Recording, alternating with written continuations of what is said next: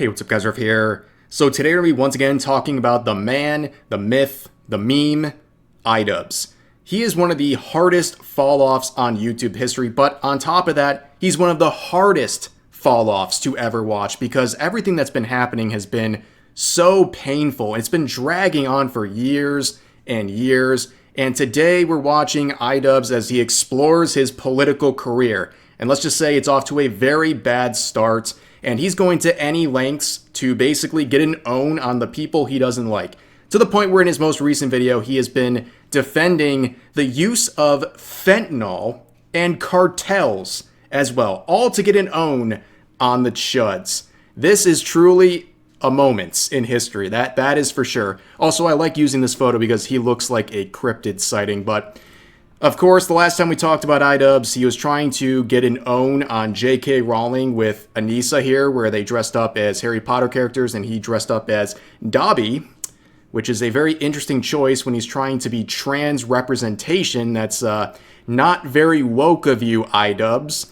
But anyways, looking at his channel, he's been in a free fall for many years now. In fact, this chart that you're looking at with his monthly gain subs is not upside down. It has been negative every single month for 3 years. In fact, the metrics here show that his smallest net loss of subs was 10,000 during this duration. And by the way, they round by the nearest 10,000, so it's at least 10,000 that he lost in these cases. So to fix things, he has returned to YouTube with his monthly upload. In fact, this was so unimpressive that people didn't even make fun of it. Like, I didn't notice this until 6 days ago. Apparently this was uploaded 6 days ago, and I never noticed anything about it because it's that forgettable. It's another typical Idubbbz like to dislike ratio here. It's sub 50%, and the title is Trump Trolling Secretly Based? And I'm gonna play like the intro. You're gonna see a little intro from him, and you're gonna get the gist of what this video is all about. We can all relax and be at ease, and we're gonna have a little fun. I have nothing else to do, so let's have a little fun, right? And we're gonna have a little fun. And we're gonna have a little fun. Have to have a little fun, don't you? And sort of have a little fun. The President of the United States likes to have a little bit of fun when he's doing it. The President likes to have a little fun every now and then. He likes to share memes, he likes to share videos. I think we're just gonna kill people that are bringing drugs into our country. I don't think there's anything gonna get me in heaven, okay? I really don't. I think I'm not maybe heaven bound. This is not a dog shocking section. Do not make any claims that this is a dog shocking section. This is a dog shocking sectional. Hello everyone, welcome back to another episode of Are We Having a Little Fun or Are We Killing Civilians? Now I will admit, that was one of the best little opening bits he's had in a very long time. I mean, I didn't laugh or anything, but like I felt a little twinge in my face, like I was about to possibly grin, but we didn't really quite get there. But it was good to see an attempt at comedy from Idubbbz, the best opening bit in years from him for sure. But as you can see from this thumbnail, there's also a reference to Destroy the Flood, and I just wanted to point this out real quick because he's referring to this post made by the official Homeland Security account where they said, "Destroy the flood, join ice.gov," with obviously a Halo reference here. And Idubbbz joins a lot of people on Twitter who are seething over this reference, but when it comes to those people, we know the hands that typed those angry tweets about the Homeland Security post they made. But what's got Idubbbz fuming in his last video? Like, what is he so angry about? Well, he's angry about strikes that have been made on alleged drug boats coming out of Venezuela. In fact, the U.S. has carried out over 20 of these strikes, and the main drug they're going after that's contained on these boats is fentanyl. Now, Idubbbz will be talking about this drug in just a second, but to make this clear to those who are not familiar, this is one of the deadliest drugs in the world, okay? In the U.S. alone, in the year 2023, it was involved in over 72,000 overdoses. Okay, that is a crazy amount. In fact, it is the leading cause of death for Americans aged 18 to 45. So, pardon me when I say I'm not going to feel bad about these people being turned into shark bait if they're trying to bring this stuff into the United States or any country for that matter.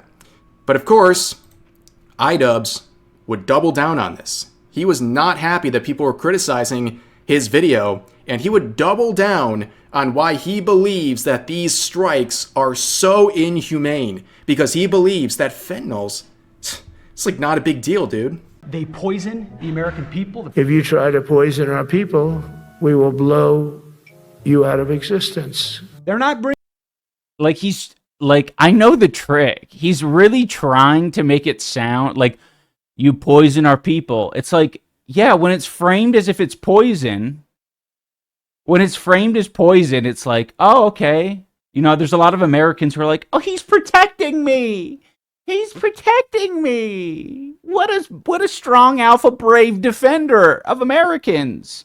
But then when you realize that he's just describing drugs, like, obviously fentanyl is killing people, but it's not like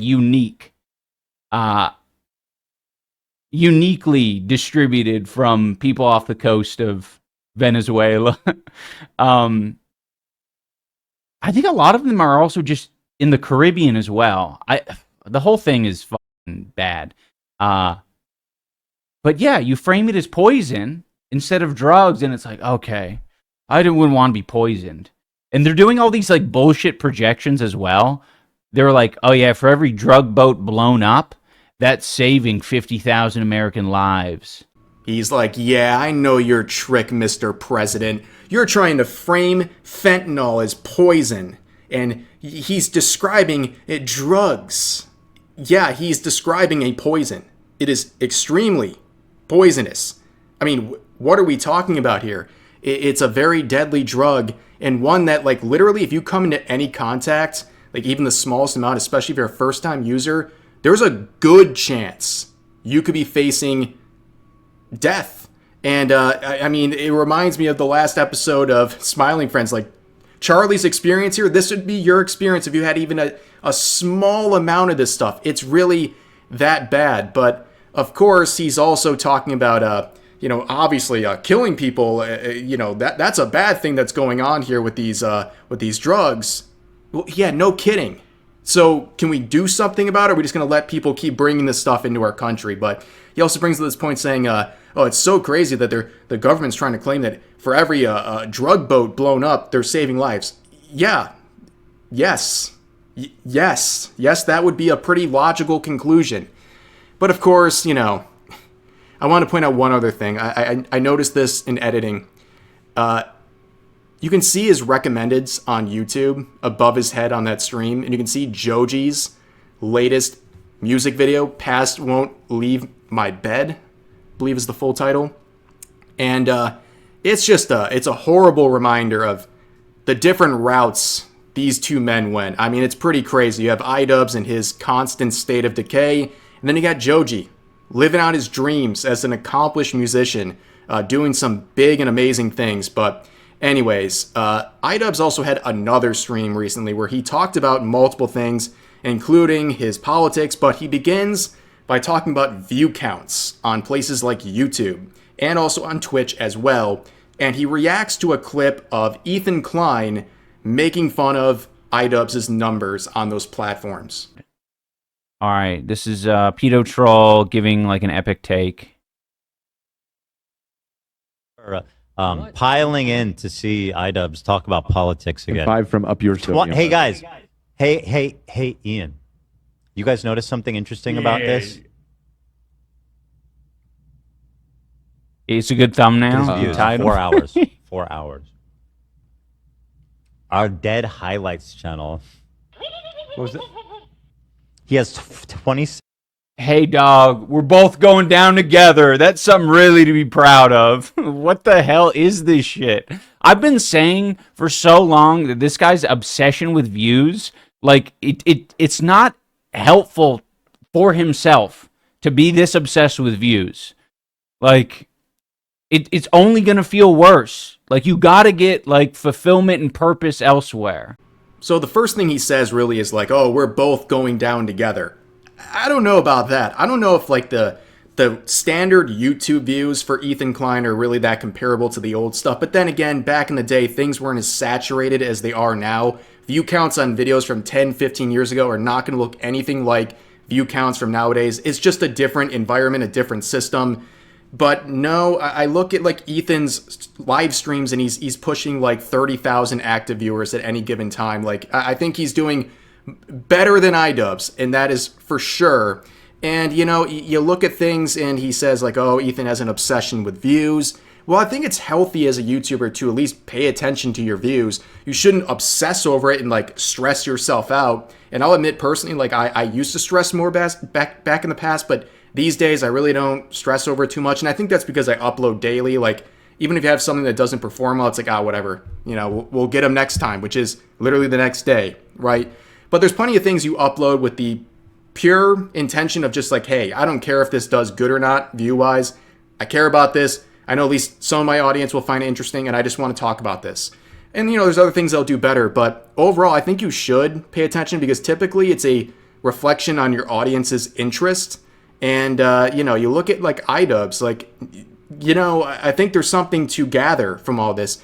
And he was bragging a lot about the content cop on Ethan Klein doing so well, getting, like, 6 or 7 million views. But now, like, are you going to brag about this stuff? Like, and he's only uploading once a month. Like, it's just very, very odd that he's gone so hard on this stuff. But, you know, he's got more to say, and now he's going to talk about his politics.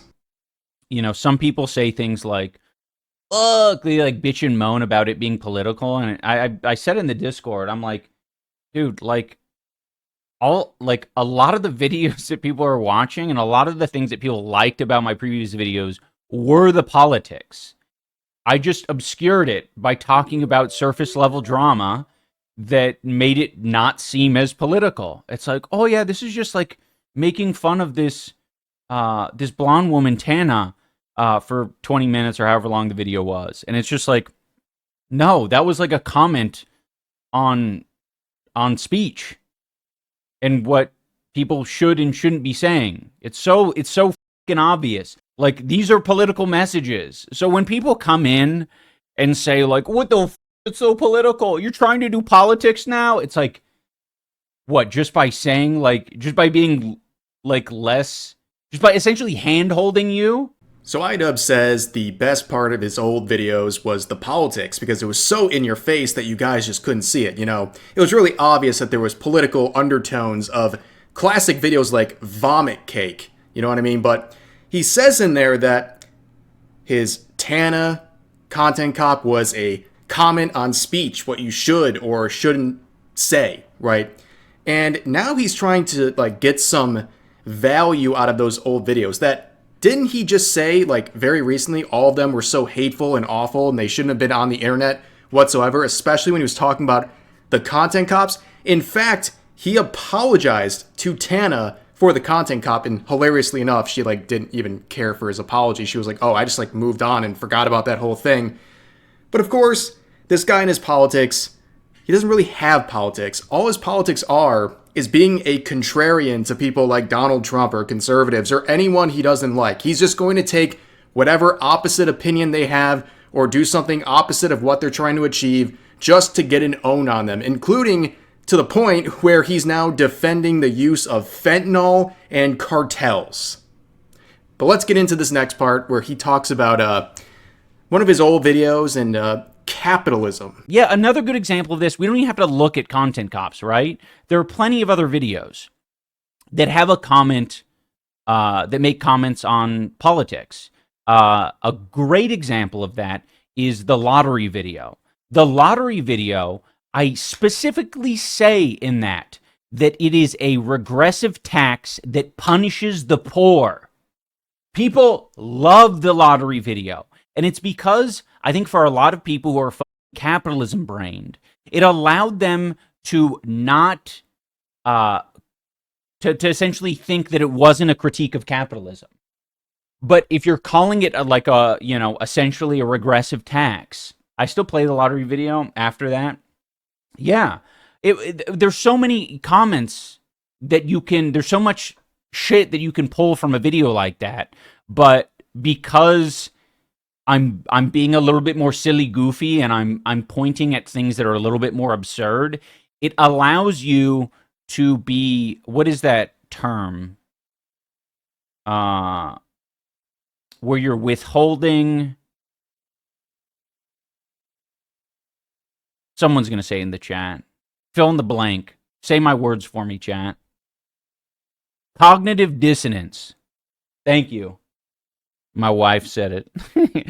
So what he was referring to is this video right here, his lottery video, that as you can see, amazing reception is what he got on it. Great like to dislike ratio, and also obviously 7.6 million views. People really liked this video, and he even talked about what he believes is the political aspect of this, about the regressive tax that punished the poor. And he also says, you know, nowadays he doesn't do things like he did in this video, which he described as, you know, silly-goosey. So people would pay attention, you know, like, maybe you should do that more often. Maybe you should be a little more silly-goosey in your videos. Like, if the goal of talking about politics or whatever is to get more people to change their minds about things or to spread whatever your agenda is, wouldn't you want it to spread to as many people as possible, a wider audience? Maybe get a little more silly-goosey. That's kind of the problem. That's why a lot of people aren't really watching anymore. That's what people really liked about anything to do with Idubbbz' channel. But you heard that language towards the end. Capitalism brained. Uh-oh. He's having too much of an influence, ladies and gentlemen. It's getting to be a little bit too much. His attempt to be the next Hassan Piker is getting a little too real. Now, this is important and relevant to the previous clip we saw and what I'm about to show you, because at the end of it he said, my wife said it, when he was desperately trying to come up with a word to say that he couldn't think of. And this goes down a very dark route, because for a long time, Anisa has been trying to basically turn Idubbbz into some, I guess, dollar store diet version of Hassan Piker. And she even said, from watching his first stream, everything changed, and she finally found someone who understood her politically. Not Ian, but Hassan.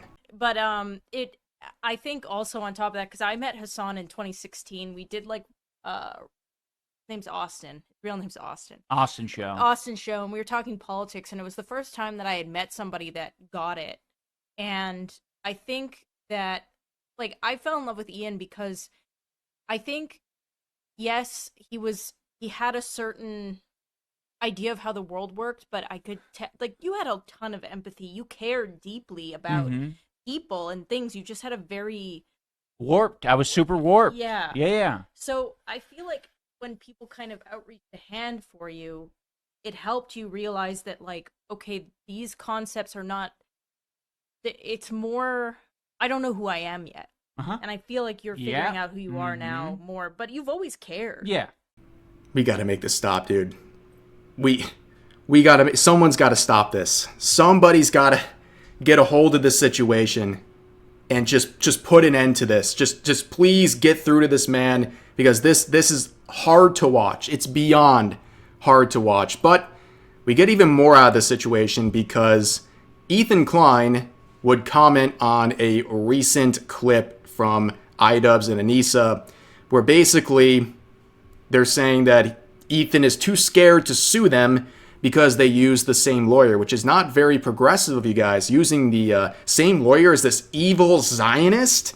Wow. Yeah, isn't that a little bit hypocritical? I think that's a pretty interesting point to look at, but let's just watch the clip together. It's a pretty quick one. I have not, also been sued by that Zionist piece of shit. I have not, thankfully, but I have a feeling that is because I'm a man. Most likely. So, thanks for reminding us. Our employees are going to be eating Actually, well. because we use the same lawyer, so he can't use that lawyer against us.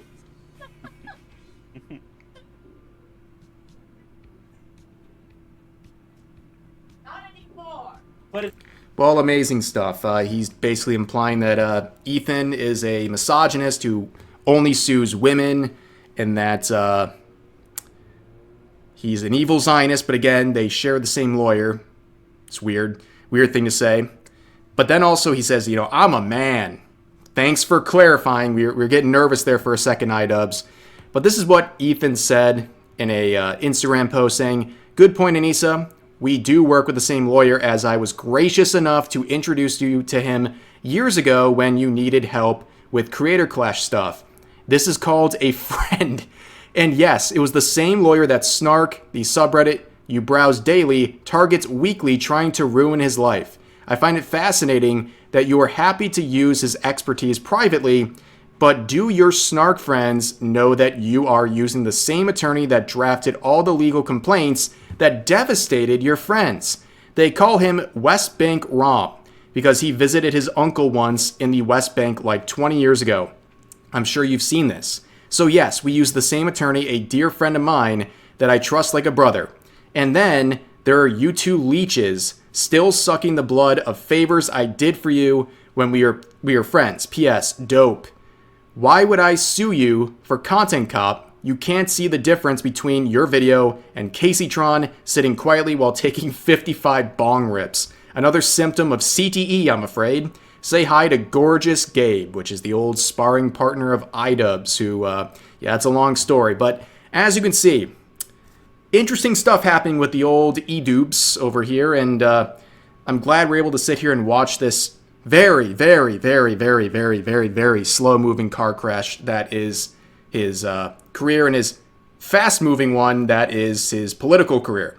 But anyways, that's going to do it for this video. As always, feel free to share your thoughts about today's topics in the comment section down below. Hope you guys enjoyed the video, and I'll see you next time.